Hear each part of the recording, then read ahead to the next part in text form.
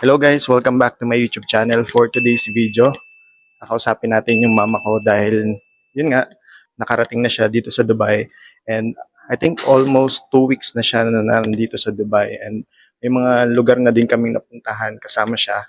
So tanungin natin kung ano yung naging process nung kanyang visa papunta dito sa Dubai. Ano-ano nga ba yung mga tinanong sa kanya ng immigration officer dyan sa Pilipinas para at least magkaroon kayo ng idea kung paano pumunta dito sa Dubai as a tourist or as a visiting visa. Kung ready ka na sa video na ito, tara, simulan na natin.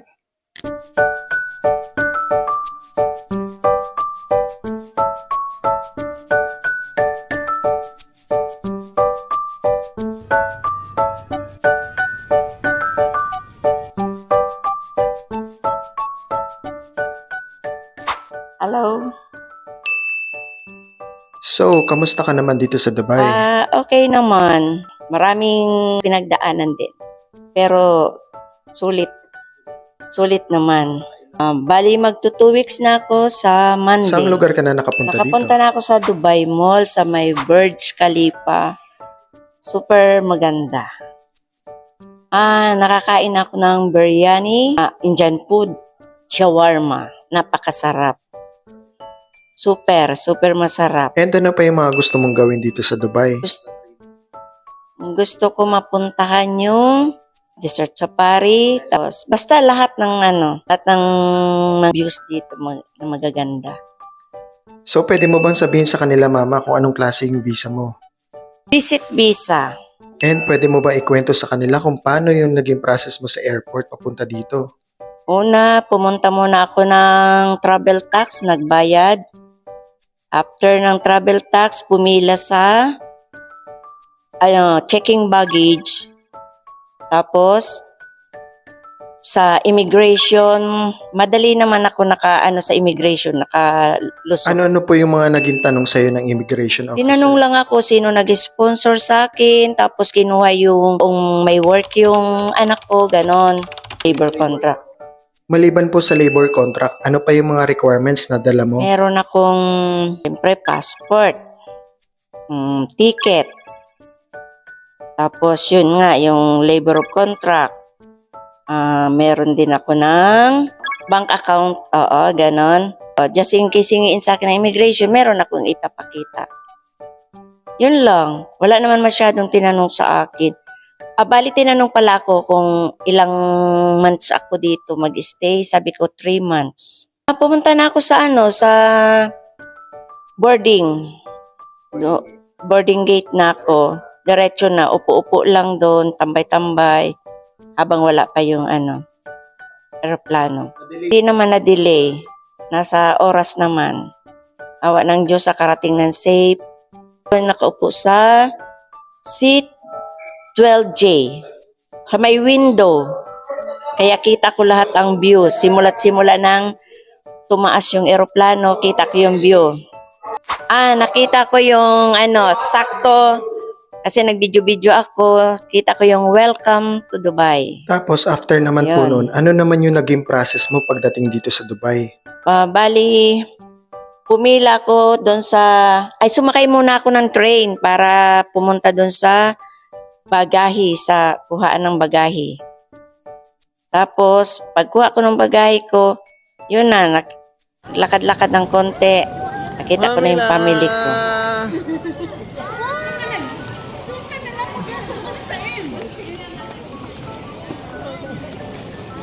Mamila! Welcome to Dubai! You didn't read. Bakit wala? So ayun, again, sa pag-process ng kanyang visa, ang ginawa ko on my side, habang nandito ako sa Dubai, sinubmit ko yung aking labor contract.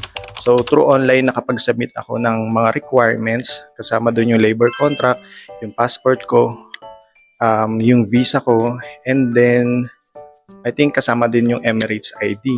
So after nun, nagantay ako ng ilang days para ma-approve yung aking labor contract, para ma-verify siya. And then after nun, pumunta ako ng migrant worker office dito sa Dubai. Tapos naka-ready naman na halos yung buong papeles. Hindi na ako nagdala ng any requirements pa aside dun sa aking passport. Tapos hindi na ako nagpa-Xerox kasi pagdating ko, naka-Xerox na yung aking mga documents na sinabit sa kanila. So nagbayad na lang ako ng 92 dirhams para dun sa buong verification ng contract. So ayun, after nun pumunta ako, after nung verification ng contract ko, pumunta ako dun sa OWA section, dun sa migrant worker office lang din. Tatawid ka lang ng isang pinto actually. And then dun ako nag-update ng aking OWA membership. Actually, hindi pa siya expire nung time na yun. Pero since October kasi yung expiration, mas minabuti ko na lang na renew siya ng mas maaga. So sabi ko dun sa teller, okay lang din naman po na i-renew ko na lang siya ahead of time para at least dala-dala na lang din yun ng mother ko as proof na ako ay isang legit na OFW nagtatrabaho dito sa Dubai. And then nagpadala din ako ng aking salary certificate na galing naman sa aking company para at least alam mo yun, meron lang authentication na talagang nagtatrabaho ako dito, ganun yung sahod ko. So, yun yung naging process namin. Hindi na namin kinailangan nung AOS or affidavit of support. Hindi na ako nag-process nun. So, yun na lang yung mga bagay na nabanggit ko kanina, yung mga requirements na yun, yung sinubmit namin and pinadala ko sa kanya sa Pilipinas. So, naging okay naman yung flow nung pagpunta niya dito and ayun, nag-enjoy naman siya sa ngayon. And yun nga pala, no, bago ko makalimutan, syempre nag-process din ako ng kanyang plane ticket. So yung plane ticket niya and visa, yung visa ay valid for 3 months. Yun yung kinuha ko, yun yung binayaran ko. And then yung plane ticket naman, kinuha ko back and forth na. So yung papunta niya dito sa Dubai and then yung pabalik niya ng Pilipinas, kinuha ko siya dun sa travel agency. Kung gusto nyo malaman kung ano yung travel agency, ilalagay ko na lang din sa description below para at least magkaroon kayo ng idea kung saan nga ba ako kumukuha ng mga tickets papunta dito sa Dubai.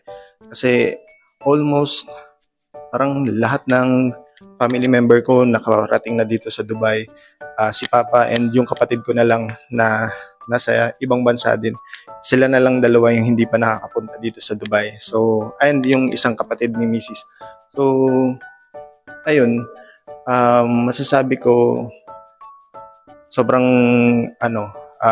okay naman para sa amin na magdala dito ng family member kasi at least ngayon medyo maganda yung panahon and then unlike before, ang daming hinahanap na requirements. So, ayun lang. Sana nagkaroon kayo ng idea and sana makatulong yung video nito sa mga OFWs na gustong pumunta dito sa Dubai or gusto mag-cross country or at least yung mga Pilipinos na naandyan sa Pilipinas na gustong mangibang bansa as a tourist or kung meron kayong kakilala dito. So, ayun lang mga kabayan. Sana magustuhan nyo yung video nito. Maraming salamat po.